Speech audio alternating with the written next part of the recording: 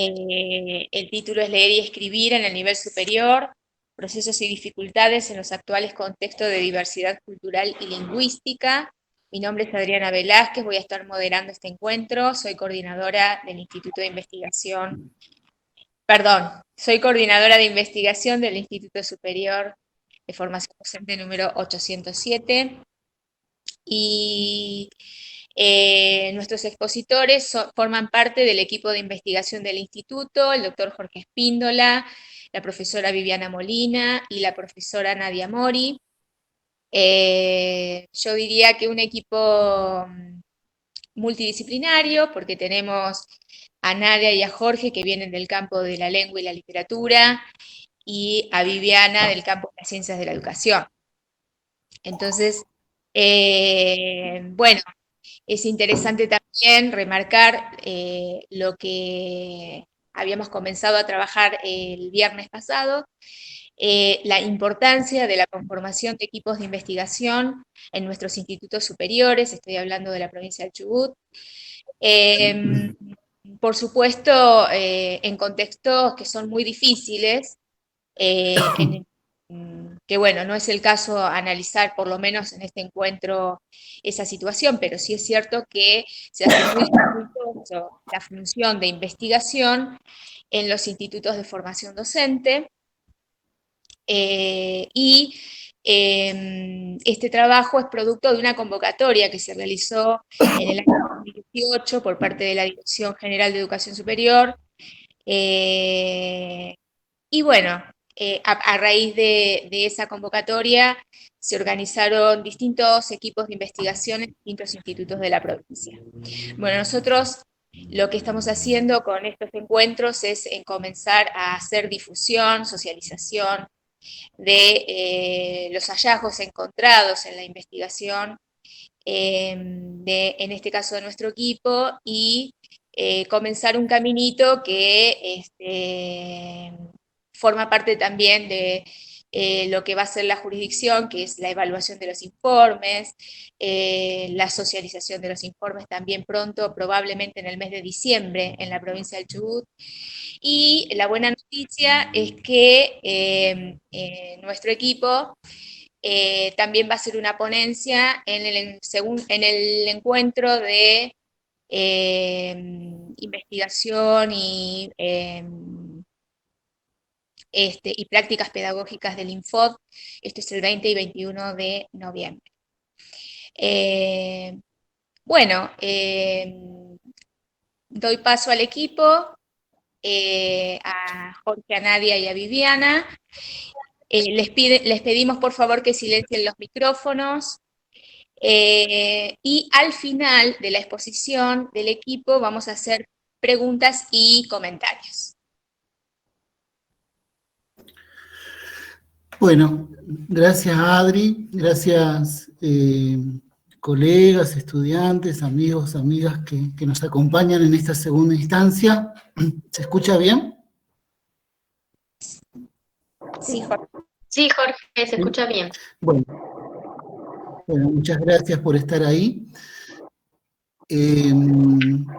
Bueno, así un pequeño raconto. El viernes pasado hicimos la primera presentación de dos presentaciones. Esta es la segunda y última presentación, donde tratamos de, como decía Adriana, de comunicar nuestros hallazgos, nuestros asombros, también mostrar seguramente algo del método, de las herramientas de búsqueda que fuimos desarrollando, y los hallazgos y los interrogantes que se fueron generando en el camino, en esta experiencia compleja, hermosa, compleja, difícil en este contexto. Haciendo raconto, la semana pasada, el viernes, lo que hicimos fue mostrar un aspecto de la investigación básicamente asentado en mostrarles los datos que surgen y surgieron de una encuesta que hicimos a estudiantes de primer año del profesorado, de la carrera del profesorado de educación primaria, más la colaboración de algunos y algunas estudiantes del profesorado de biología. Los datos, no voy a hablar de los datos porque están, la charla está grabada y está subida a la web del instituto. Pero así a grandes rasgos, bueno, en la encuesta lo que tenemos es una evidencia muy clara de, como le gusta decir, Vivian, una fotografía de quiénes somos, quiénes habitamos el instituto, algunos revelamientos, más que relevamientos, revelamientos de los rostros, los trayectos de vida, las migraciones, la riqueza y diversidad cultural con que llegan, en su mayoría mujeres, más del 90%, por lo menos en el profesorado de educación primaria. Se revela un rostro de diversidad, heterogeneidad, una riqueza que está allí. Y hoy lo que vamos a hacer es mostrarle otro aspecto de nuestro estudio que tiene que ver con contrastar el diseño curricular de educación primaria, un trabajo de análisis del discurso en perspectiva intercultural, donde vamos rastreando, leyendo el diseño curricular a contrapelo, como le gusta decir a Walter Benjamin, cepillar a contrapelo la historia. Nosotros podríamos decir cepillar a contrapelo el discurso del saber-poder, el discurso instituyente de la carrera, ¿no? Voy a compartir un PowerPoint, así vamos siendo más precisos en la chat.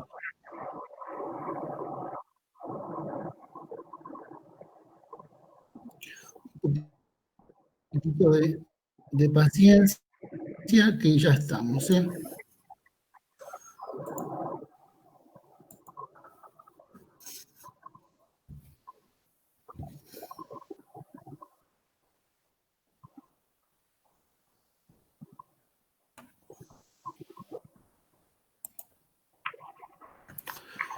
¿Estoy compartiendo pantalla? Todavía no, Jorge. Me avisan cuando esté compartiendo. Ahí está, Jorge. Sí. Bueno, esa es la carátula, ¿no? Y el título, Leer y escribir en el nivel superior, procesos y dificultades en los actuales contextos de diversidad cultural y lingüística. Nuestro equipo y los agradecimientos de siempre, ¿no? Los agradecimientos a Adriana, a Sergio, a Florencia, al equipo directivo, a estudiantes, particular y especialmente a las y los estudiantes que participaron en la investigación. En este caso, como les decía, vamos a mostrar algunos hallazgos de nuestro análisis del discurso en perspectiva intercultural del diseño curricular. Nos referimos al diseño curricular jurisdiccional del profesorado de educación primaria de la provincia del Chubut. Algunas palabras claves que podemos retomar. Si pueden silenciar micrófonos un ratito, estaría bueno. Ahí está, gracias. Palabras clave con las que podemos ir retomando el hilo de nuestros trayectos, bueno, discurso y sujeto, y toda esa relación entre discurso y sujeto que ya fuimos desarrollando en la primera charla. Acá, más específicamente, vamos a hablar de los géneros discursivos en el LEA, en el programa de LEA, de lectura y escritura académica, y también estas ideas fuerzas, esta tensión entre diversidad y homogeneidad. A grandes rasgos podemos decir que una metodología que nos fuimos dando se puede resumir en estas dos ideas, ¿no? Descascaramientos y afloramientos. Es un doble trabajo que no espera solo el diagnóstico o que no busca solo el diagnóstico de aquello que critica, sino que también trata de aflorar aspectos que conduzcan hacia la visibilidad de la diferencia. Entonces, por eso decimos que es un doble trabajo opuesto y complementario. Cuando decimos peinar a contrapelo o cepillar a contrapelo el discurso del saber poder, el discurso institucional, decimos descascararlo para aflorar, descascarar aquellos aspectos que revelan continuidades de la colonialidad, del saber poder, que están inscriptos en los discursos y en las prácticas. Y cuando decimos aflorar para hacer visibles en esos mismos discursos y prácticas aspectos que revelan reconocimientos, giros, aperturas que ofrecen campo y posibilidad para la interculturalidad crítica en las prácticas. Bueno, con estas ideas iniciales o estas ideas generales, queremos que nos acompañen a compartir algunos hallazgos en torno al análisis que hicimos del diseño. Así que ahora le voy a ceder la palabra a Vivi, a la licenciada, profesora y licenciada Viviana Molina, que va a ser el ingreso a una visión, un análisis general de algunos aspectos del diseño. Vivi, tenés la palabra.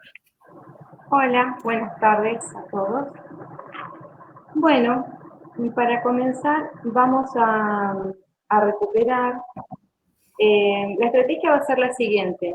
De la misma manera que les fuimos mostrando en la presentación pasada, los gráficos de la encuesta, y después fuimos como leyendo algunas de las interpretaciones que realizamos. En este caso vamos a ser bastante parecidos, pero fuimos recolectando algunas de los fragmentos del diseño que, como decía Jorge, analizamos o peinamos a contrapelo desde la perspectiva intercultural. Arrancamos recuperando un fragmento de Tomás Pedra Silva, de su libro Documentos de Identidad, una introducción a las teorías del currículum, que dice así: una perspectiva crítica del currículo buscaría lidiar con la cuestión de la diferencia como una cuestión histórica y política. No se trata simplemente de celebrar la diferencia y la diversidad, sino de cuestionarla. ¿Cómo está vinculada la construcción de la identidad y de la diferencia con las relaciones de poder? ¿Cómo la identidad dominante se vuelve la referencia invisible a través de la cual se construyen otras identidades como subordinadas? Un currículo multiculturalista de ese tipo dejaría de ser folclórico para ser profundamente político. Bien, a partir de allí, una pregunta que elegimos es esta, que un día está más relacionada con un afloramiento. ¿Cómo llevar el debate político de la diferencia y de las hegemonías veladas hacia dentro del Perú? Bien. Vamos entonces al fragmento, al primer fragmento.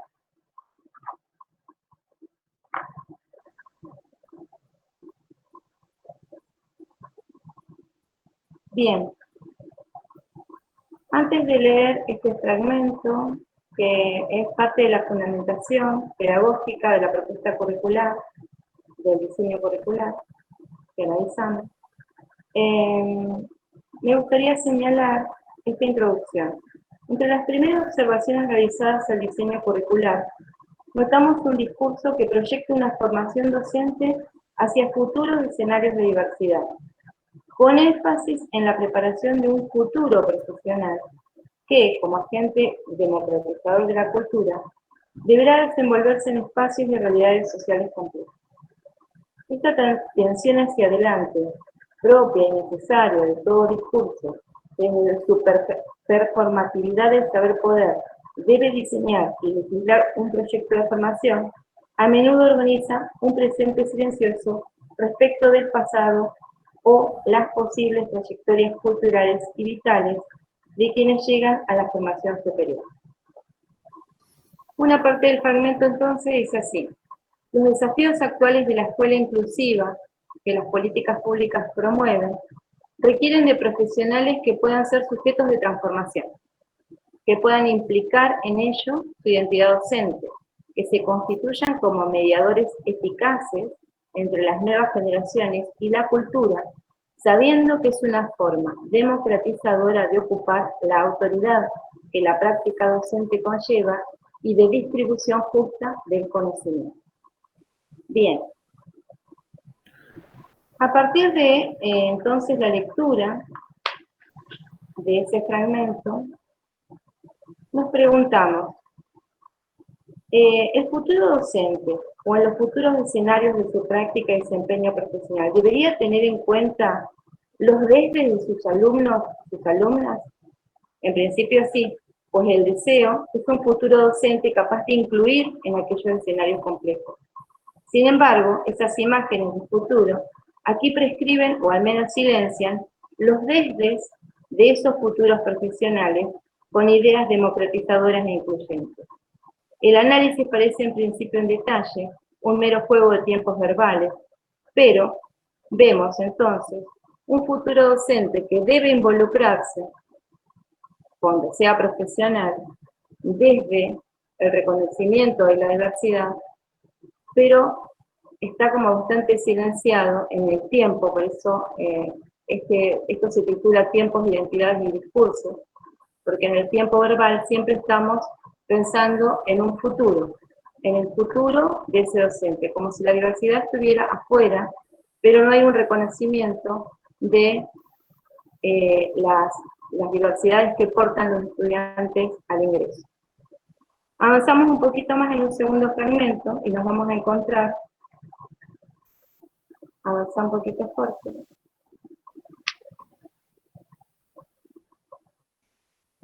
con otra cita,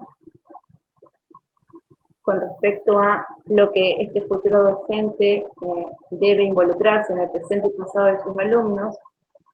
Cuando sea profesor, identificar las características y necesidades de aprendizaje de los alumnos como base para su actuación docente, deberá organizar o ser capaz de dirigir situaciones de aprendizaje, utilizando el contexto sociopolítico, sociocultural y sociolingüístico como fuente de enseñanza. Debe ser capaz de reconocer las características y necesidades del contexto inmediato de la escuela y de las familias. Debemos formar un docente capaz de participar en el intercambio y comunicación con las familias para retroalimentar su propia tarea. Bien, este planteo, que aparece en el diseño curricular como un deber ser,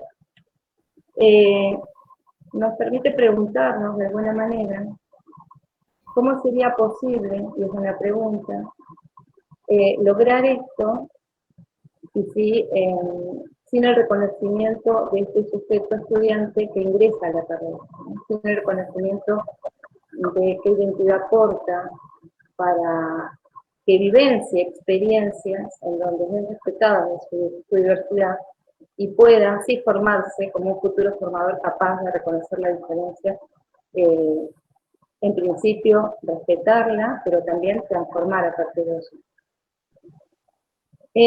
Un fragmento que me parece interesante dentro del análisis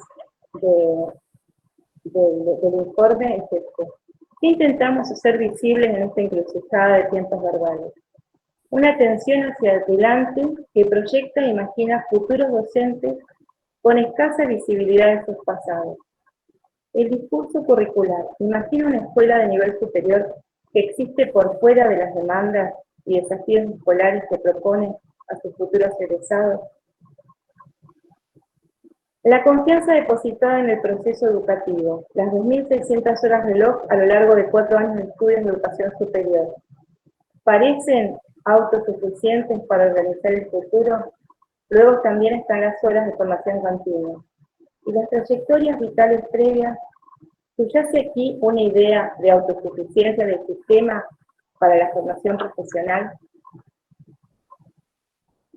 Ese lugar de enunciación del currículo profesa una neutralidad tal vez una velada homogeneidad respecto del pasado y las diversas identidades de sus estudiantes, a quienes, sin embargo, no imaginan neutrales frente a los futuros escenarios de diversidad social, cultural o de clase. Pareciera que el viejo discurso de la escuela homogeneizadora subyace por debajo del discurso de los nuevos desafíos. Veamos algunos rasgos del perfil de egresados del profesorado de escuela primaria. Bien, pasamos al tercer fragmento.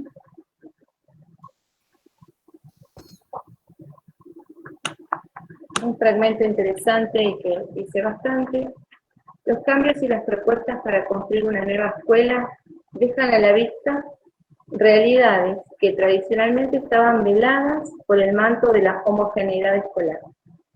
La diversidad, las distintas y múltiples infancias, las diferentes configuraciones familiares y sociales, y hasta las múltiples formas de hacer escuela y de pensar la enseñanza, implican nuevos desafíos para los futuros docentes en tanto profesionales.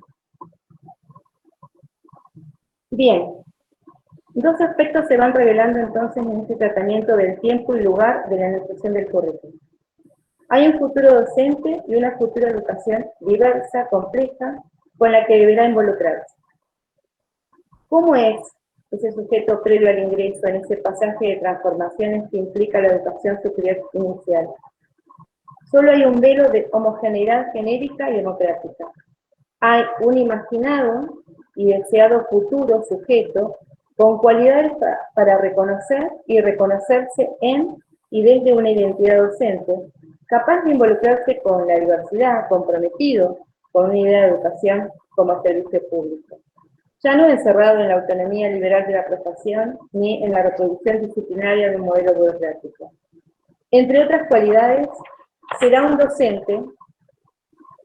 Pasame el cuarto fragmento.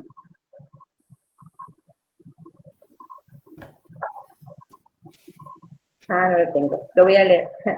Que pueda valorar los procesos identitarios de los otros, particularmente de los alumnos sujetos de derecho en el contexto de sus propias culturas, y a partir de allí concebir y desarrollar dispositivos pedagógicos para la diversidad. Se nos quedó ahí este fragmento. Textual del diseño curricular.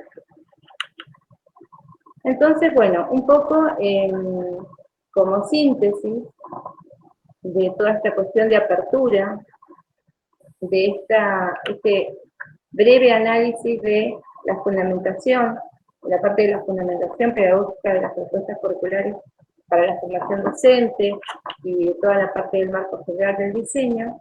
¿Qué tenemos? Un discurso curricular de educación superior que aún bajo el paradigma de la inclusión no está plenamente abierto a los debates de la diferencia y diversidad en su propio seno, que hay una continuidad discursiva, como dice allí, del viejo paradigma monocultural de la nación, una cultura, una lengua, un sujeto.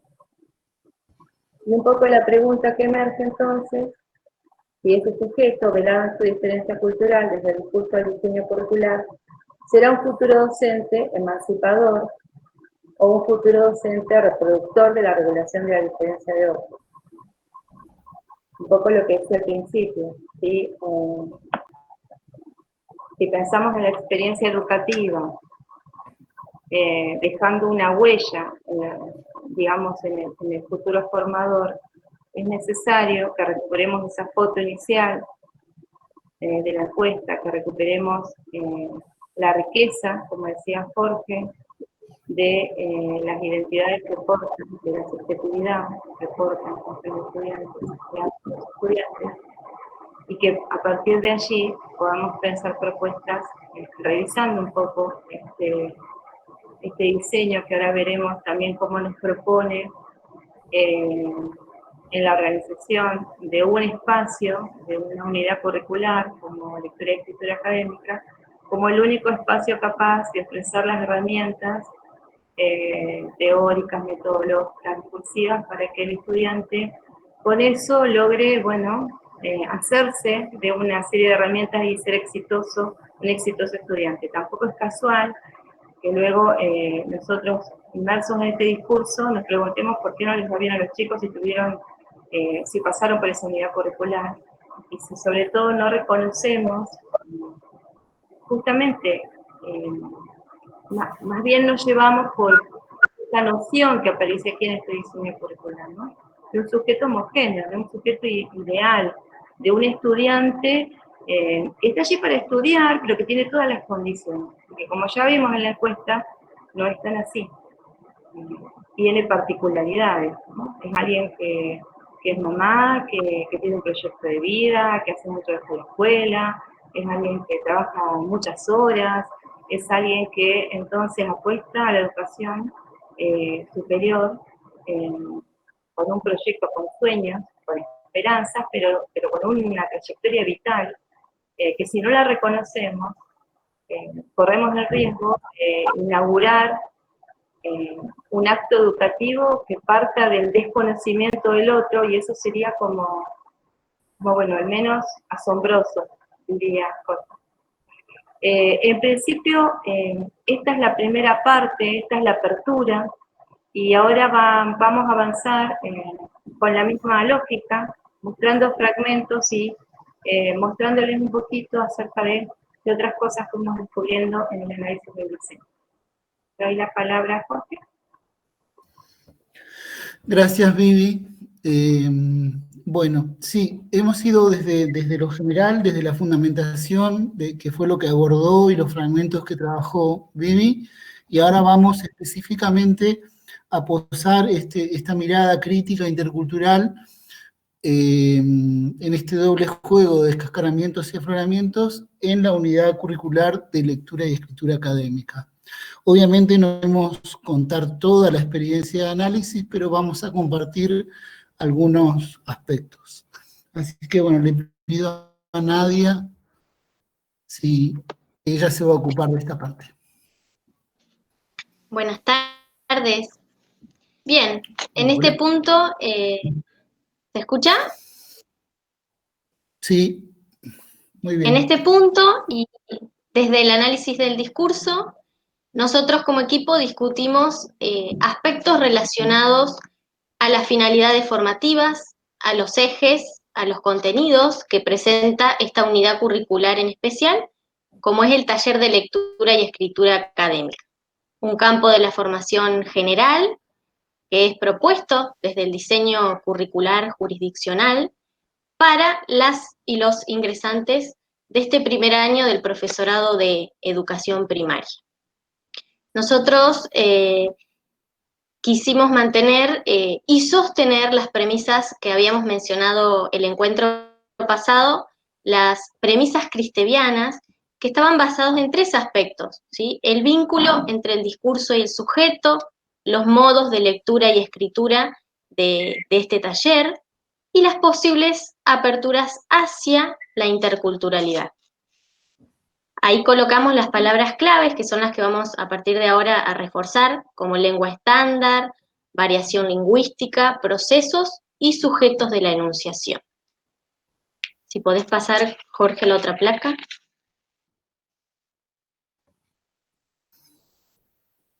Bien. A partir de acá, intentamos restablecer esto que está invisibilizado en la unidad curricular, taller de lectura y escritura académica. Como ven, lo que está en amarillo es lo que podemos extraer. Su formato es un taller, el régimen de cursada es anual, se ubica en el diseño curricular en un primer año, ¿sí? Cuya carga horaria es de 4 horas semanales y lo que equivale a 85 horas reloj. Dentro de la finalidad formativa encontramos que dice: brindarle a los estudiantes las herramientas que les resulten adecuadas para insertarse en un nivel en el cual la autonomía es clave, lo que implica que sean ellos mismos los que puedan aplicar estrategias que los lleven a la adquisición de conocimientos, producción de textos orales y escritos que se adecúen a las necesidades de sí mismos y del nivel por el que transitan y a la interacción y comprensión de los materiales académicos que circulan durante sus años de cursadas y posteriormente. A raíz de esto que pudimos leer críticamente, nuestro descascaramiento nos hace preguntar: ¿hablar de lectura y escritura académica sin enunciar algún tipo de referencia a la lengua y a los vínculos entre lenguaje y sujeto? Lo invisibilizado nuevamente presupone una homogeneidad lingüística previa en los ingresantes a partir del primer año del profesorado de educación primaria. Pasamos a la otra placa, Jorge.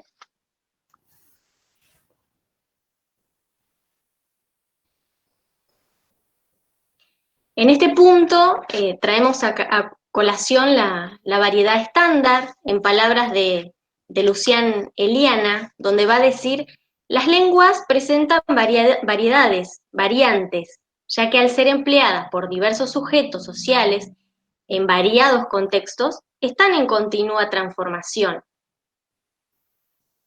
Por eso justamente son dinámicas y heterogéneas. También va a decir que estos hablantes emplean formas lingüísticas propias de su edad, del sexo, de la profesión, del nivel sociocultural y de la región, que habitan. Específicamente ella nos va a decir: la variedad estándar no es la lengua materna de nadie. Se adquiere mediante un proceso de enseñanza-aprendizaje a cargo principalmente de las instituciones educativas. Sin embargo, dado que parte de un modelo social, habrá personas cuya variedad materna está más alejada de la estándar. En relación a las palabras de Lucian Eliana, nuestro descascaramiento se corresponde con dos aspectos. Primero, en el sentido de proponer desde el discurso curricular un taller de lectura y escritura académica que intente brindar a los estudiantes herramientas necesarias que les resulten adecuadas para insertarse en un nivel en el cual la autonomía es clave, sin problematizar previamente o al menos sugerir los vínculos heterogéneos entre sujetos y lenguajes, lo que implica una concepción no solo de homogeneidad lingüística previa, sino una homogeneidad en las condiciones materiales, sociales y culturales con las que las y los sujetos del aprendizaje se relacionan con el capital lingüístico. Este capital lingüístico propuesto por Bourdieu, altamente ponderado en la norma estándar de la lengua que rige los intercambios discursivos en el nivel académico. Eso por un lado. Y por otro, encontramos esto que pueden observar en la placa y que es inevitable no escucharlos en los pasillos del profesorado, ¿sí? No saben leer, no saben escribir, y su correlato cognitivo y metacognitivo no saben pensar, parten en gran medida de la naturalización de la lengua estándar, como tabula rasa de las y los usuarios en el nivel académico. Y en este punto traemos a colación lo que habíamos mencionado en el encuentro pasado, ¿sí? Carlino, con su concepto de migrancia, ¿sí? Migrancia para ilustrar la situación de los ingresantes a una cultura académica de la que aún son ajenos. No solo nos debe alertar acerca de los hábitos de la lectura y la escritura específicos y diferentes a los niveles anteriores, sino también a un capital simbólico y lingüístico altamente cotizado dentro de la norma estándar, que aquí está siendo naturalizado como de uso y capital común. Y pasamos a esta placa que pueden observar, también, donde también retomamos palabras de Bombini, ¿sí? Justamente uno de los especialistas de la lectura y la escritura académica, donde señala que esos silencios y naturalizaciones deben hacerse visibles en una agenda en el nivel superior de la enseñanza, ¿sí? Sus palabras son: si realmente queremos defender esas políticas inclusivas, si estamos del lado de esas políticas y no de las otras, hagamos política lingüística. cuando creemos hacer un uso neutral del poder que tenemos los docentes respecto de la sanción de la lengua del otro, podemos estar desarrollando prejuicios lingüísticos o reforzándolos y estigmatizando la lengua del otro. El problema del fracaso lingüístico tiene que ver con la mayor o menor distancia que los chicos, de acuerdo con su procedencia social, tienen relación con el estándar escolar. El problema se da cuando los verdaderos detentores de cierto poder de lo simbólico, que somos la clase media, creemos que etnocéntricamente que nuestros parámetros de socialización, escolarización y uso lingüístico son universales, son naturales para todos. No estamos renunciando a la apropiación de la lengua estándar, sino que estamos pensando en cuál es el punto de partida. Y el punto de partida es necesariamente heterogéneo. No todos los pibes parten del mismo lugar. Respecto a esta cita, al hablar de etnocentrismo y del poder simbólico que se detenta desde la clase medias argentina, más o menos ilustradas, Bombini deja entrever que la diferencia no es solo una cuestión de clase social, sino también de etnicidad. Y con esto hacemos dos preguntas. La invisibilización de la diferencia cultural y lingüística en el currículo, ¿solo omite o más bien produce a esos otros sujetos y saberes como un inexistente? Y la pregunta final, y por ahí más importante, ¿el currículo verdaderamente da la bienvenida a esa diferencia hacia dentro de la educación superior? Y con esta pregunta le cedo la palabra a Jorge. Bueno, gracias Nadia. Estamos trabajando en el corazón de la unidad curricular de LEA.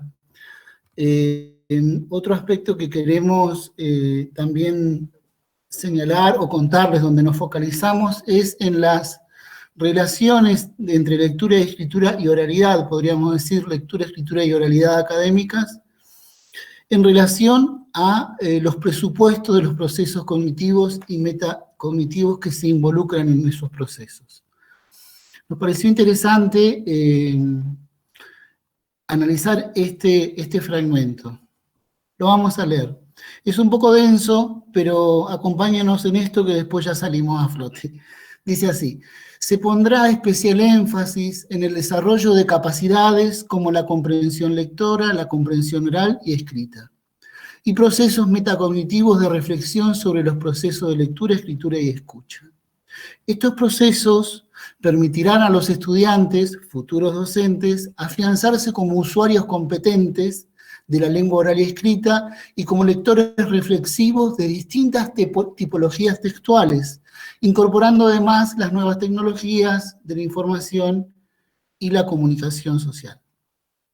Luego dice, la comprensión lectora, intenciones y tipos de lectura, lectura ostentosa, utilitaria, cognitiva, de distracción, de evasión, lectura literaria. Estrategias de comprensión lectora. ¿Cuáles son las estrategias de comprensión lectora que pondera o propone? Hipotetización, inferencias, estrategias léxicas, proposicionales, microestructurales, macroestructurales, superestructurales. La función inferencial, su importancia en la comprensión de textos orales y escritos, tipos de inferencias, lexicales, espaciotemporales, extrapolativas, evaluativas. De alguna manera está proponiendo y está visualizando cuáles van a ser los procesos cognitivos y metacognitivos en relación a los formatos discursivos también, ¿no?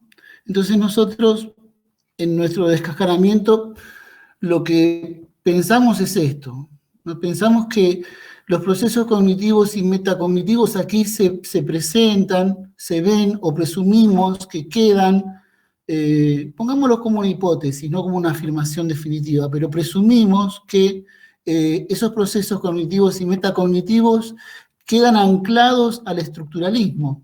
Volvamos a la placa. anterior, ¿no?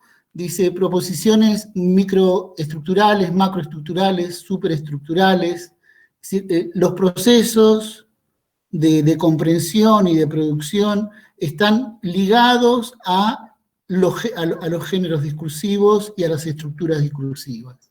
¿Qué decimos nosotros?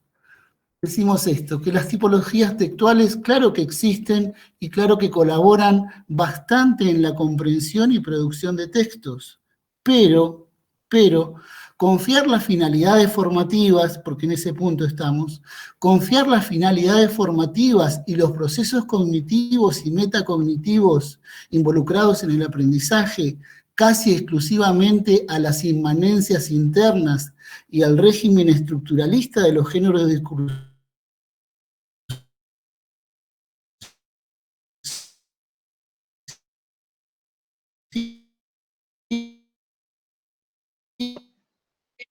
Se cortó, Jorge, no se te escucha. es al menos una... ¿Podés retomar esa última parte? ¿Me escuchan? ¿Ahora me escuchan? ¿Hola? Sí, Jorge, se escucha. Claro, estábamos allí. Lo que pasa es que me entró un llamado y como me doy señal con el celu, bueno, dice así, que nosotros sospechamos algo, aquí decimos que confiar casi exclusivamente a las inmanencias internas y al régimen estructuralista de los géneros discursivos es al menos una desactualización epistémico-metodológica que se debe revisar continuamente en las prácticas del currículo real, en los talleres de lectura y escritura en estudiantes ingresantes. A nosotros nos consta que nuestros colegas del espacio de LEA revisan esto continuamente y nosotros como parte de este espacio revisamos continuamente, porque si confiáramos plenamente en que los procesos cognitivos y metacognitivos se van a dar en intrínseca relación con el régimen estructuralista, estaríamos por lo menos operando una desactualización de 20, 30 años respecto de la concepción de los discursos y la relación de los discursos académicos con el resto de los discursos sociales. Entonces, así como cuestionamos esto, y que es una tarea que siempre estamos en continua reactualización, y es algo que hay que revisar en el currículo, también ponderamos dentro del currículum algunos afloramientos, algunas cosas que nos parecen que son llaves y que abren campo al afloramiento. Por ejemplo, esto, que sea un espacio de taller, ¿no?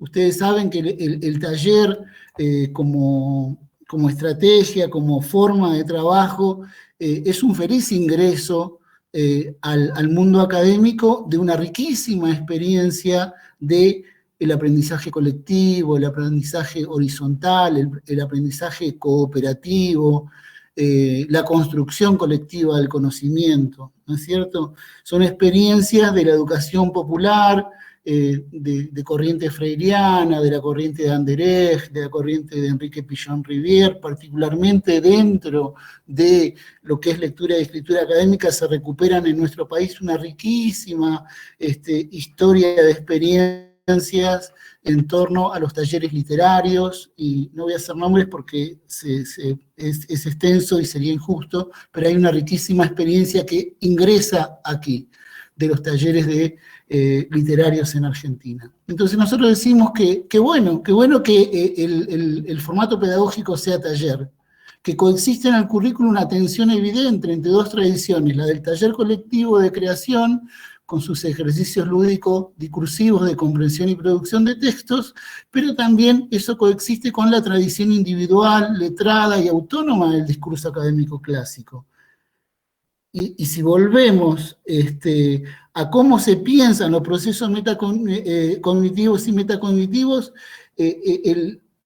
lo que prescribe de alguna manera está más cercano a la tradición individual, letrada y autónoma del discurso académico que al formato de taller que se propicia. Entonces hay una tensión que nosotros vemos que es una tensión que puede ser productiva, porque puede ser opuesta pero complementaria, como dos aspectos que se necesitan, como dos opuestos que se necesitan, no se tienen por qué excluir, pero el énfasis en ese deseo metacognitivo cognitivo y metacognitivo apoyado solo en el deseo de una relación transparente con la estructura de la lengua, es por lo menos una desactualización. Lo otro que encontramos como un afloramiento feliz es que se plantea la enseñanza de la teoría de la enunciación, bienvenido Benveniste, con sus problemas de lingüística general. Pero se dice, enseñar la teoría de la enunciación, no se dice en ningún momento, trabajemos desde lo que implica la teoría de la enunciación de Benveniste, ¿no? Dice, estudio de la subjetividad en el discurso, teoría de la enunciación. Está muy bien, es un feliz ingreso. Pero es una apertura que nosotros lo tomamos así, como un afloramiento que abre campo ¿a qué? A esto que decíamos en la charla anterior, que los géneros que no excluyen la subjetividad abren un campo de posibilidades, cognitivas y metacognitivas, que involucran la reflexión, la deliberación y la autoafirmación, ¿no? del sujeto, que se va no solamente autoafirmando, sino también repensando a sí mismo en un tipo de discurso que lo compromete como sujeto de la enunciación. Es una llave, ¿no? Es una posibilidad. Eso queríamos señalar. Bueno, ahora sí, para no aburrirlos con esta serenata, le vamos a dar la palabra a Vivi, que como especialista va a dejar planteadas las propuestas finales. Ya nos vamos al cierre, a lo que son la discusión y algunas probables propuestas. Bueno, gracias. Bueno, un poco quisimos mostrarle y en esta placa encontrarnos con una síntesis. Y nos encontramos entonces en este análisis del discurso con una correspondencia entre el lenguaje y un sujeto homogéneo, es decir, hay un solo lenguaje y un solo sujeto. También nos encontramos con la heterogeneidad cuando hicimos la investigación, con la encuesta, con las preguntas, que como ya habíamos... ¿Se te escucha bajito, Vivi? Sí, ¿se me escucha bajito? ¿Ahí mejor? Ahí mejoró. Bien, decía que había quedado nítida la heterogeneidad, también cuando habíamos trabajado con la encuesta, cuando habíamos trabajado con las percepciones y estas ideas que habían dado respuesta a los y las estudiantes con respecto a qué les pasaba cuando leían, qué les pasaba cuando recibían ayuda o no recibían ayuda, estos alumnos estudiantes de primer año. Negación o regulación de esa riqueza desde los paradigmas etnocéntricos que rigen nuestras prácticas, como diría Bombini, porque nosotros tenemos la posibilidad entonces, ahora ya reconociendo esto, de no mirar esto, de no reconocerlo, o de reconocerlo como un valor negativo, es decir, a los chicos les falta, no tienen, no pueden, no saben, o reconocerlos como una riqueza, ¿no? Como, bueno, esto es lo que tienen, esto es lo que traen, y a partir de allí, como decía cuando presentaba la primera parte, inaugurar el acto educativo. La enseñanza tiene que ver con esto, ¿no? Es decir, cómo imagino al otro y cómo lo imagino al otro en un futuro posible. Pero tengo que partir de un real, y ese real es importante que lo reconozca, tal como es. Yo insisto en que como parte de la institución, y ahora voy a avanzar con las propuestas y con un anexo que pusimos cuando esto se publique, ustedes lo van a poder encontrar, nosotros veníamos trabajando, yo soy coordinadora de la carrera de biología, además de profesora de las prácticas, soy profesora de didáctica en la carrera de biología, y también soy profesora de práctica en matemática, pero como coordinadora veníamos trabajando en reuniones institucionales, intentando dar cuenta de la necesidad que había de reconocer que no alcanza con que los chicos pasen por el taller de lengua. Y que estaba claro que estos elementos que ellos tenían allí, por más que les pedíamos a los profes, ¿pero qué pasa con Lea? Los profes decían, pero van bien, pero van bien. Pero bueno, después los chicos lo saben, y esto es algo de lo que soy parte, me siento parte de. Entonces habíamos trabajado duro con Rosana y con los otros coordinadores y con los profesores, haciendo acuerdos que nos permitieran justamente comenzar a corrernos de este lugar y recuperando a Carlino, que cada profesor y profesora pudiera hacerse cargo de enseñar los formatos discursivos que esperaba en su espacio. Es decir, si yo a mi estudiante le voy a pedir una monografía, me tengo que encargar de enseñarle una monografía, porque no es lo mismo hacer una monografía en, en el espacio de sistemática vegetal que hacerlo en práctica docente, o que hacerlo en economía. Porque el objeto sobre el que va a versar mi escritura es específico. Entonces yo como profesora o profesor tengo que ser capaz de orientarlo a este estudiante en la escritura. No va a alcanzar, a pesar de lo que dice el diseño, porque el estudiante de primer año ya pasaba por él. Pero ahora, después de pasar por esta investigación, ya no soy la misma, ya soy otra. Porque justamente había algo que no cerraba en todo esto, y es que a pesar de los acuerdos, si bien es cierto que con todos los cambios que hubo y con todos los problemas, no se llevaron a cabo todos los acuerdos, hay algo que no va a pasar, y es que los estudiantes, a pesar de que les enseñemos aprendan, si no les enseñamos desde el lugar, desde donde están, desde donde quiénes son ellos, si no reconocemos esto, lo que traen, la riqueza que traen, qué saben, no que no saben, sino que saben. Podemos por eso negar esa riqueza, o podemos usarla, regularla, utilizarla como punto de partida, y ya en términos de aprendizaje, hasta de andamiaje, desde luego. Es decir, parto de aquí para poderle enseñar algo a este estudiante de primer año. De primer año, que no es ese estudiante homogéneo, imaginario que el diseño plantea, sino que es este, el de la foto que sacamos, a medias, media borrosa, pero esa foto. Bien, ¿qué trae? Desde allí pensamos esta posibilidad de los géneros referenciales y los géneros del yo, porque estos géneros nos permiten recuperarnos, ser, y desde ese ser hablar y escribir desde lo que somos. Nos pasa a todos cuando escribimos biografías, cuando escribimos cartas, cuando escribimos relatos. Esa es la oportunidad que tenemos para que nuestros estudiantes de primer año puedan mostrarnos un poco más acerca de ellos.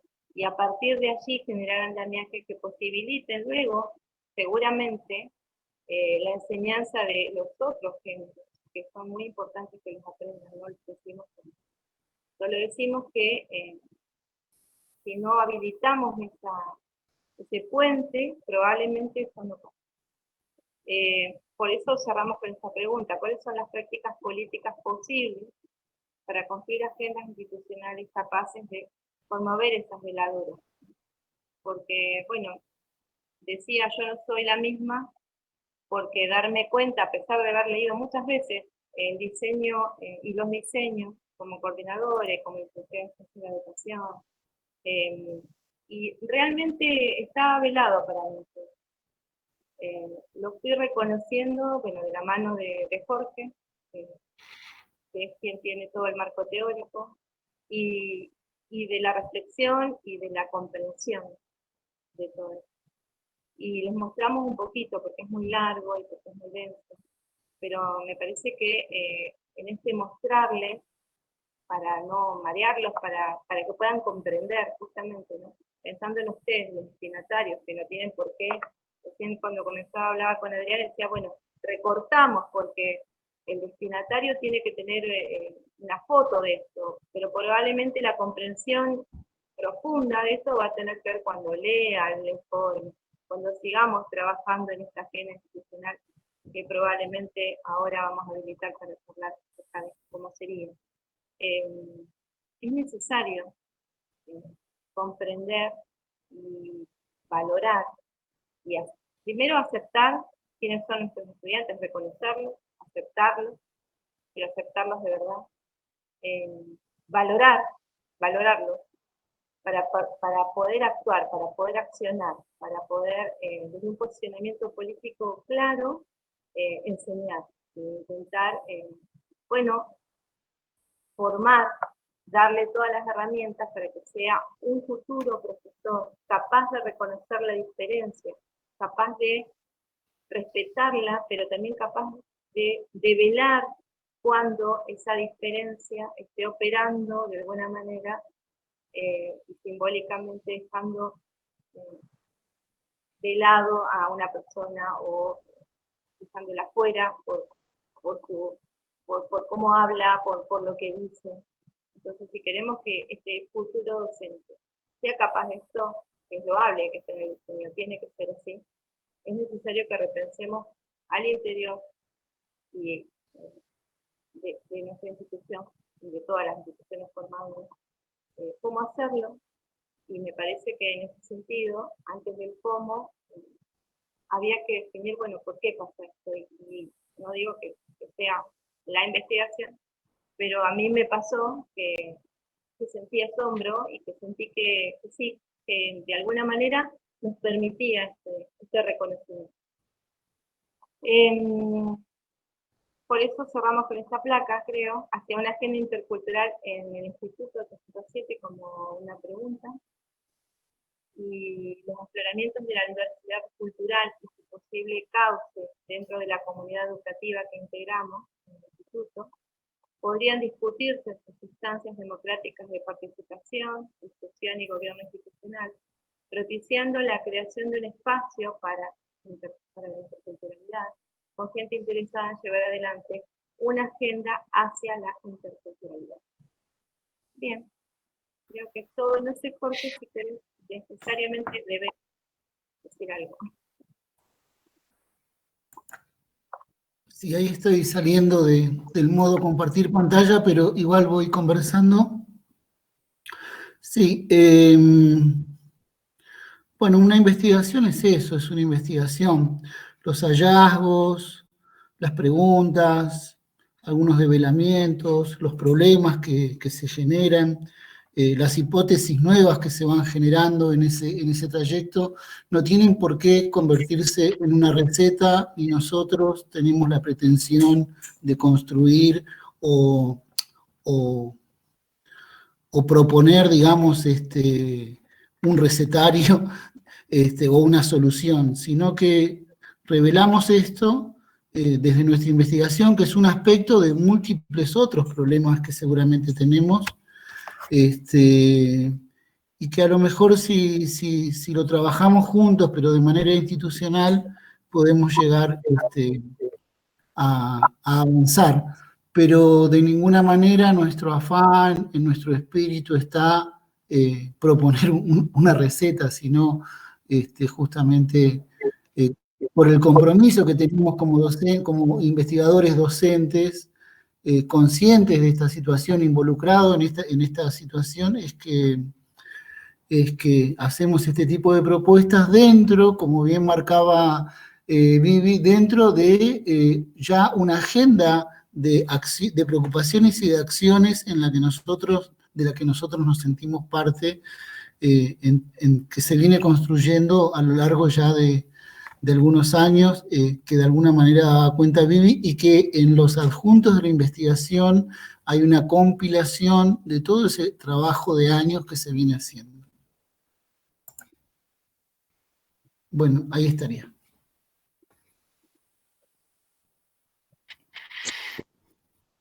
Bueno, muchas gracias Jorge, Vivi, Nadia. Abrimos las preguntas o los comentarios a los participantes que nos están participando de este encuentro. Ahí tenemos algunas sugerencias, Adri, en el chat, no sé si los puedes ver. Vi solamente el de Arminda, que puedo partir por ahí. Nadia, si me podés ayudar mejor. Arminda preguntaba, ¿qué sería una política lingüística?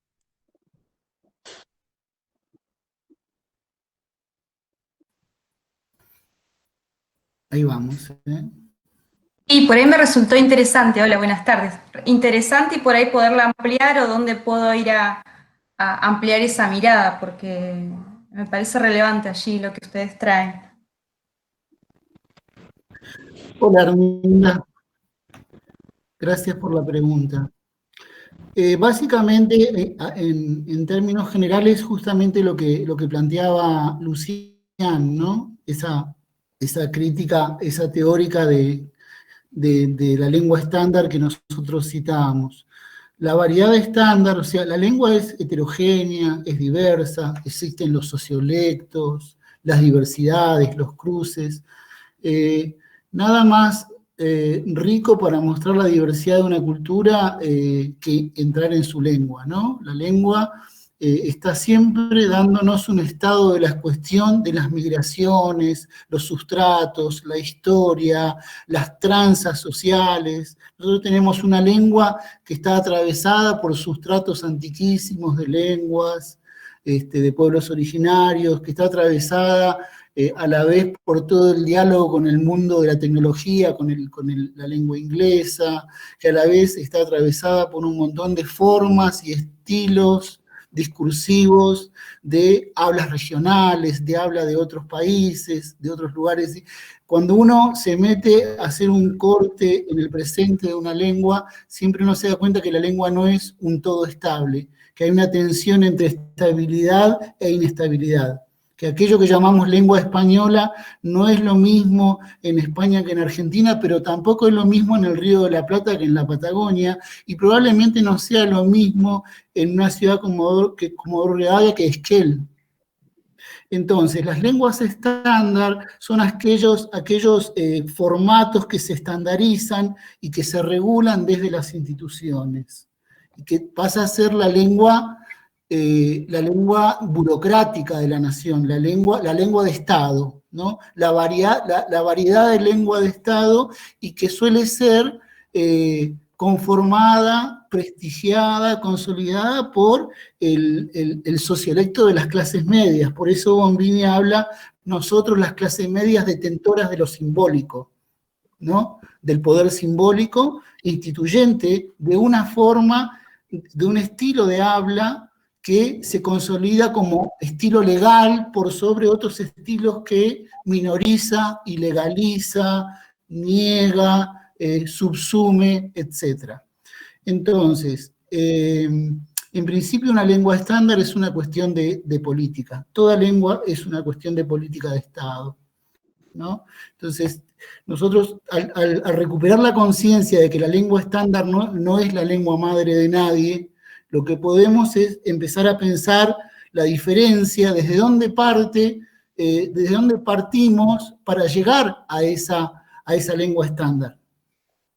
No es lo mismo ser un hijo o una persona que se ha movido en su atmósfera de clase media, y que tiene a lo mejor padres profesionales, o que se ha movido dentro del sector servicios de la comunidad, que un hijo o hija de inmigrantes, que tiene giros discursivos, que tiene formas y estilos de habla y un capital lingüístico que no se corresponde con la lengua estándar. Entonces, la noción o la categoría de lengua estándar nos invita a pensar en la dimensión política de las lenguas. No sé si eso responde tu inquietud. Y autores, sí, bueno, estos que venimos nombrando y otros que después podríamos conversar. Sí, me resulta interesante, y aparte la idea de pensar la escuela allí como ustedes lo traen. Yo ya voy a la escuela pensando puntualmente en esta necesidad de atender o de incorporar esta agenda intercultural, porque allí, digamos, hay un currículum también que muestra, ¿sí? Y representa a ciertos sectores, ¿sí? No es menor allí la cuestión política dentro del currículum.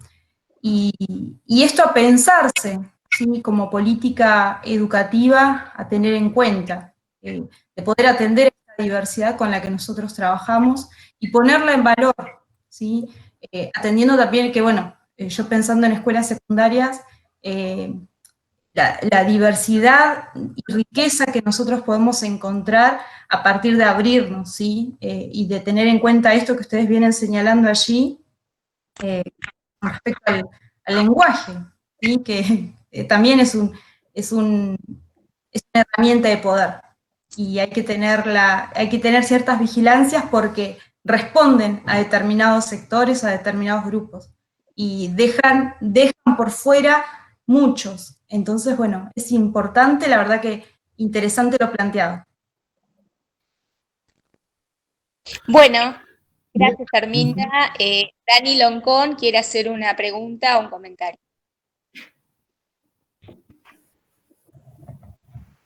Vamos, Dani. Sí, ahí estamos. Sí, en principio quería hacer un comentario, bueno, obviamente felicitar a los expositores por compartir, digamos, esta investigación que han estado realizando, y por otro lado también pensando un poco sobre el tema de la interculturalidad, digamos, que por acá la noción que más se escucha tiene que ver con la modalidad de IB, digamos, ¿no? A nivel de educación formal y demás, y pensaba cómo a veces esta modalidad que está contemplada, digamos, en la Constitución Nacional desde la reforma del 94, cómo ha ido quedando, por lo menos en la aplicación en la provincia del Chubut, no como una política pública, política educativa necesariamente, sino de, pareciera ser a una cuestión de buenas voluntades, ¿no? Y de esfuerzos y demás.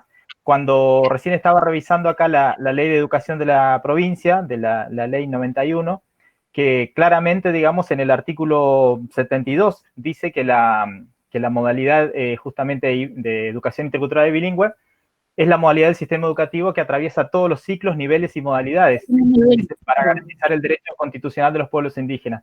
Y particularmente en el artículo 74 habla de lo que debe garantizar el Estado para ese cumplimiento, ¿no? Y en el 75 justamente dice, bueno, el Ministerio de Educación de la provincia del Chubut, en el marco de los acuerdos federales, definirá, previa consulta con los pueblos indígenas e inmigrantes, contenidos comunes, orientaciones pedagógicas y curriculares, interculturales y plurilingües, así como la inclusión del enfoque intercultural en la formación, capacitación y actualización docente. Entonces, pensaba, esto es un derecho constitucional que, a pesar de que hace más de 25 años está, todavía en algunas escuelas sigue apareciendo como novedad, digamos, ¿no? Y eso creo que merece un impulso. Si hasta el momento no se ha hecho por parte del Ministerio como política educativa, tal vez sería el momento de que las propias instituciones, en este caso los institutos de formación docente, lo puedan empezar a hacer. Ese sería el comentario. Y la pregunta sería, ¿cuáles serían los puntos de partida para esa agenda intercultural que están pensando? Gracias. No sé quién le quiere responder a Dani. A mí me gustaría hacer un alcance primero a la cuestión de la EIB. Me parece importante y necesario el aporte de Dani. Justamente en la ley dice que la EIB atravesaría o está propuesta para los 3 niveles. Y no solo está propuesta para los 3 niveles, sino que además en la práctica se subsume o se reduce a esto que dice Daniel también, de gestos de buena voluntad, y además se circunscribe a la ruralidad, y particularmente a la ruralidad en la educación primaria, ¿no? Y otra vez pensamos que esos son problemas a futuro, o la diversidad está afuera y a futuro, ¿no? Cuando nosotros, desde el encuentro pasado, en la encuesta, fuimos revelando autorreconocimientos de personas que se autorreconocen mapuche, mapuche tehuelche, que se autorreconocen parte del pueblo guaraní, que son incluso hablantes guaraní. O sea, no solamente la variación lingüística, sino que tenemos el plurilingüismo también, ¿no? Y no ponemos en ningún momento ponemos en valor positivo que alguien llegue al instituto. No hablo de que por ahí un profe, una profe lo hace, pero me refiero a la relación curricular, ¿no? El el diseño no te predispone a poner en valor que una persona sea quechua hablante, guaraní hablante, mapuche hablante. Entonces, no solamente la variación lingüística dentro de una misma lengua, sino el plurilingüismo como riqueza, como justamente, como diversidad, el multilingüismo, ¿no? Cuánto bien nos haría poder dar un tránsito, una dimensión de visibilización a esas otras lenguas que están transitando en las instituciones, y ya no me refiero solamente a 807, o sea, la interculturalidad, la diversidad, la diferencia, no es una cuestión de futuros escenarios, sino que está en nosotros, o sea, está en la educación superior hace años como fenómeno de las migraciones. Circunscribir la interculturalidad a la ruralidad como un problema que el futuro docente tendrá si va designado o gana unas horas en la ruralidad, es una parcelación y un empobrecimiento de la realidad compleja que habitamos ya dentro de nuestras instituciones. Le voy a dejar la palabra a mis compañeras porque si no parezco que hegemonizo y no quiero. Además, Viviana, Nadia, en eso de construir la agenda, que es el otro aspecto, también tienen más claro que decir.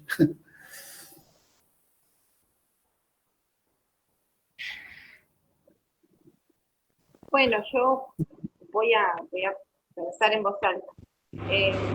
La verdad es que, en principio, no sé sé lo que digamos, como la canción, sé lo que no quiero. Lo que no debiera pasar es que esa agenda quede en manos de un grupo que voluntariamente quiera llevar adelante, sino que tiene que ser primero un reconocimiento, pero eso decía, el reconocimiento, un punto de partida de esta investigación, luego una discusión, un reconocimiento y una toma de un posicionamiento, ¿no? Político, de una política al interior de la institución. Ese es el primer punto de partida, me parece, es decir, que los distintos órganos tengan un claro posicionamiento con respecto a esto. Bueno, sí es necesario reconocer la diversidad, sí es necesario reconocerla como riqueza y recuperarla. Y luego pensar formas alternativas de llevarlo, de concretar acciones claras, ¿no? En este sentido, tampoco puede quedar en el discurso, porque si no ahí vemos el ejemplo, que está en la Constitución, hacer parte de este reconocimiento. Por eso decía yo, como profesora, porque uno dice, bueno, ¿y yo cómo hago entonces ahora? Bueno, y una respuesta podría ser, bueno, yo ya sé lo que no debiera pasar, ¿no? Lo que no debiera pasar es que esto quede escrito en un proyecto y después no se lleve a cabo. Lo que no debiera pasar es que pensemos que a los que les falta es solamente a los estudiantes, esos son los que no saben, entonces le vamos a dar muchos talleres para que sepan más. Y ya medio como que ya empezamos a mirar el foco y pensar, bueno, ¿no será que nosotros tampoco sabemos cómo enseñarles a ellos?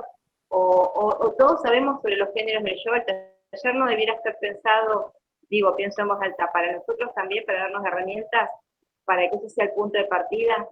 Entonces, si yo a un estudiante de primer año le hago escribir cartas, le hago escribir cuestiones, quiero que escriba acerca de sí, pero no tengo las herramientas, porque no soy profe de lengua, tal vez las necesite. Entonces, la agenda tiene que ver primero con un posicionamiento para mí, luego con una definición institucional y un acuerdo y un consenso, y luego con empezar a pensar acciones claras, y en esto la creatividad es lo que siempre nos lleva a buen puerto, ¿no?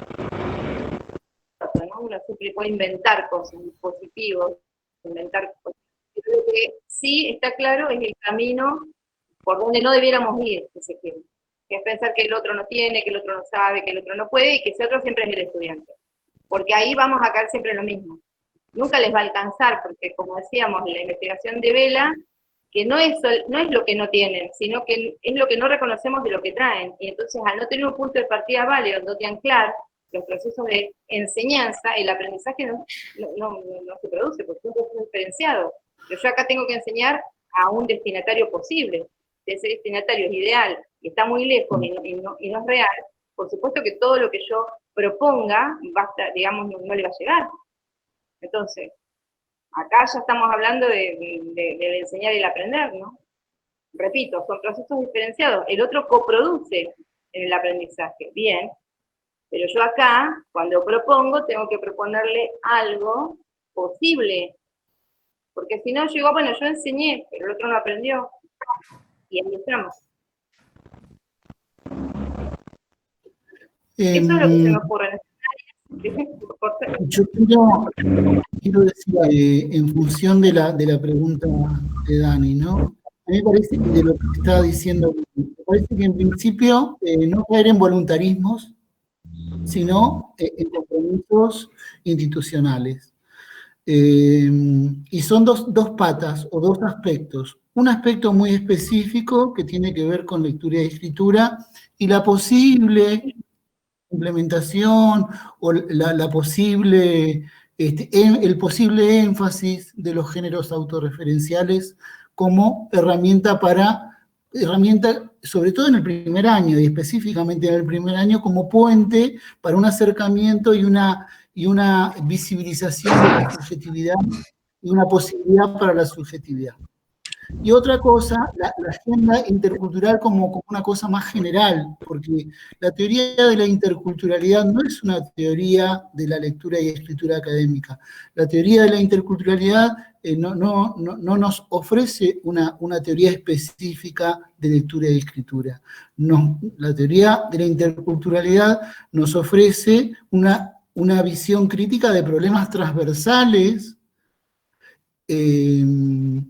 una visión crítica a un paradigma que empieza a mostrar signos de agotamiento, el paradigma monocultural, monolingüístico, monosubjetivo, ¿no? El paradigma de la homogeneidad empieza, incluso dentro de su apertura a la inclusión, empieza a mostrar insuficiencias. Mover paradigmas en cualquier aspecto de la vida no es una tarea de voluntarismo, es una tarea colectiva grande, es ir construyendo agenda, es ir construyendo consensos, es ir construyendo suelo crítico, es ir acompañando prácticas que no tienen por qué ser todas curriculares.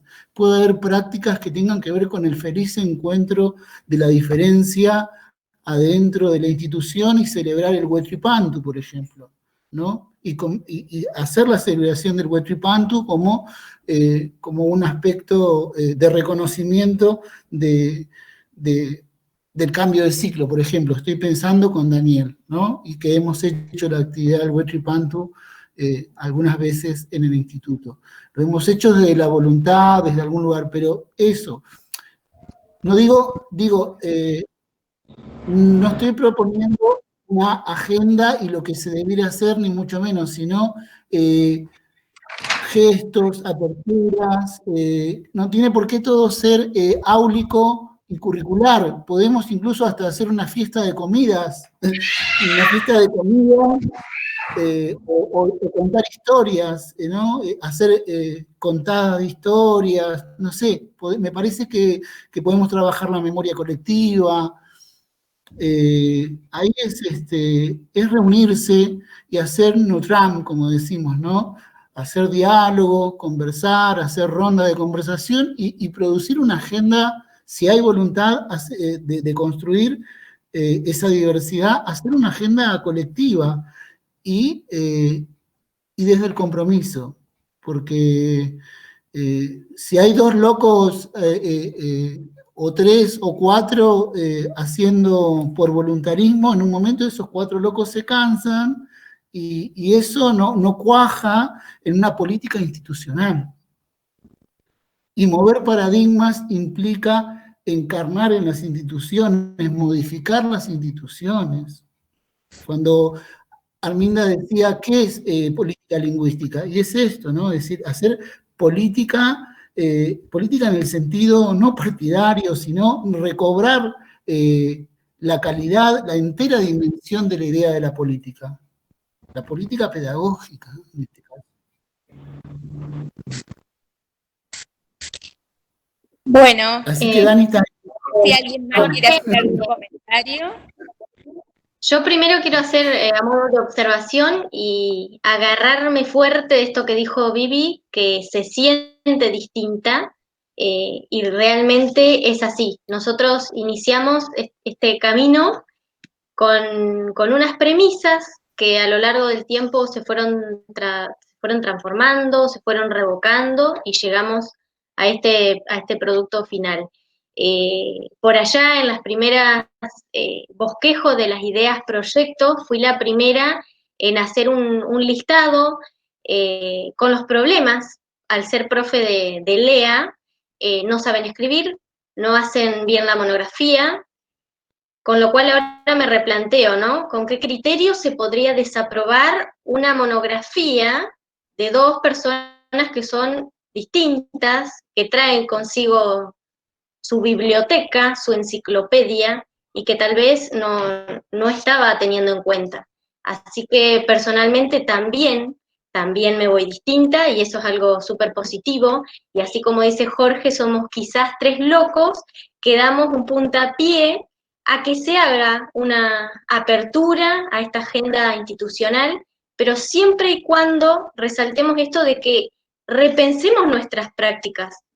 Nosotros lo hicimos y créannos que realmente es algo positivo, es distinto, uno se encuentra distinto ante estas situaciones de diversidad y es muy rico. Podemos pensar acciones concretas si nosotros en nuestra aula, con tanta diversidad de chicos, edades y demás que veníamos mencionando, no lo estamos teniendo en cuenta. Esto es un efecto dominó. Así que, bueno, particularmente deseo que estos tres locos hayan generado algo, tal vez una pregunta, una incógnita, una afirmación, esta idea de que les gustó Bombini, Carlino, investigar un poco más y que lo podamos traer todos a colación para que estas políticas se puedan llevar a cabo. Siempre, repito, empezando con nuestras prácticas. Preguntémonos, ¿yo le muestro cómo escribir? ¿Le estoy mostrando lo que le pido? Así que básicamente eso, nos vamos distintos.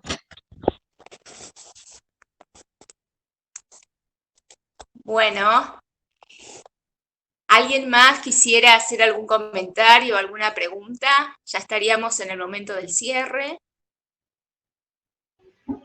Hola, ¿cómo les va? Yo quería también comentar algo chiquito para seguir pensando y tomando la invitación de pensar una agenda intercultural institucional, que coincido, no tiene que quedar en el voluntarismo, sino tiene que justamente concretarse como una política institucional, y ahí también sumar esto de reconocernos nosotros y nosotras mismas como diversos y diversas, con recorridos e historias que nos constituyen. Entonces, tal vez todos estos ejercicios biográficos de pensar en las narrativas del yo, bueno, todos estos géneros, también hacerlo entre el cuerpo docente, digamos, ¿no? Entre nosotros y nosotras, y poder, como dice Jorge, tal vez encontrarnos en espacios no tan institucionalizados, ni tan, digamos, estructurados en el sentido de la pedagogía tradicional.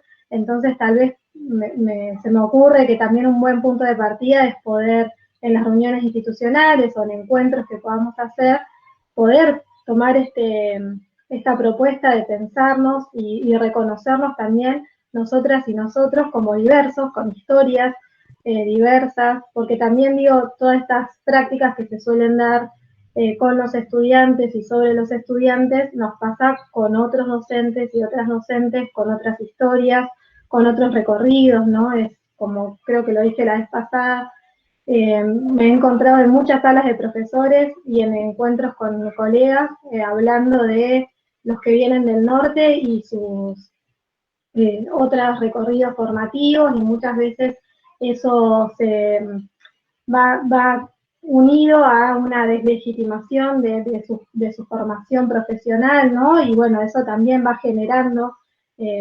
conflictos y situaciones que, bueno, donde, digamos, lo diferente queda puesto en el lugar de algo inferior, ¿no? En términos de formación, en el caso de docentes, pero también de legitimación de las formas de hablar, de las formas de ser y estar en el mundo, ¿no?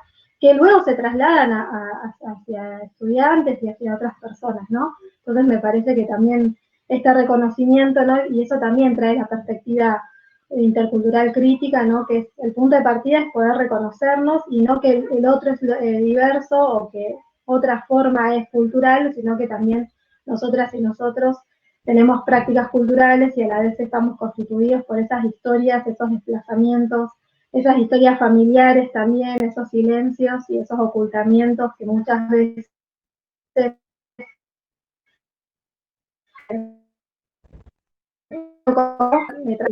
eso para seguir sumando y seguir pensando en esta agenda que me parece muy interesante.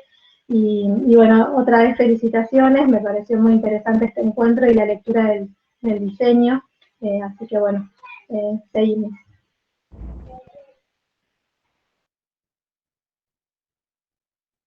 Bueno, no sé si alguien más quiere hacer alguna pregunta, si no pasamos al cierre.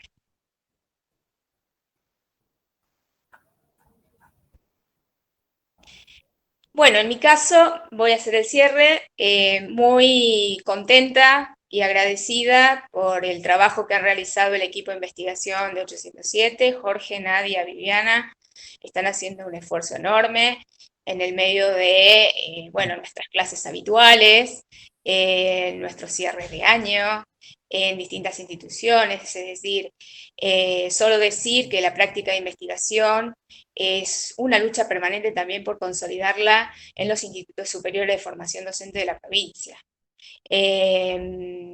Aprovechar, digamos, cada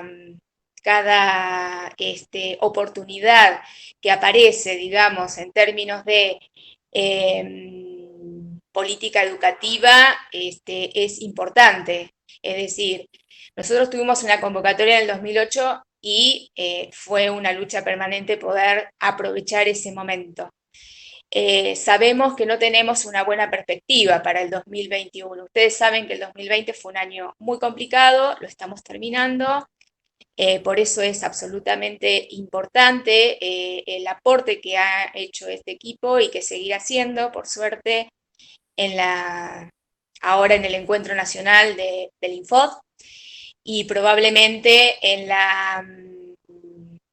unas jornadas a las que nos van a invitar en el mes de diciembre en la provincia, a raíz de que los informes de investigación también van a ser evaluados por otros coordinadores de la provincia. Entonces, vamos a participar seguramente de esas devoluciones. Todo esto es aprendizaje. Y respecto, lo último, de la agenda, de incorporar a la agenda el tema no solamente de la lectura y escritura académica, sino de la visión o de la dimensión intercultural y de la diversidad / diferencia, heterogeneidad, es muy relevante hacerlo de manera transversal. O sea que no es solamente una agenda institucional que trasciende solamente a los profes de lectura y escritura académica, sino que primero es una agenda colectiva en términos institucionales, pero también es una agenda de la provincia. En el caso del diseño curricular de educación primaria es muy probable que entre en una reformulación en el año 2021. Pues bien, nosotros ahí tenemos que dar debate. Para mí la política no es solamente la política de los consensos, sino que es la política de las luchas, ¿no? Entonces ahí debemos estar seguramente dando nuestra palabra, tratando de originar acciones. Y estas acciones, como estos encuentros, se tienen que replicar. Así que bueno, invitarlos a que participen de las jornadas del Infod, son el 20 y 21, va a haber un canal de YouTube Vamos a enviar el link del Instituto 807, que tiene ahora canal de internet, perdón, canal de YouTube. Como verán, me cuesta todavía el nuevo lenguaje tecnológico, hablando de nuevos lenguajes.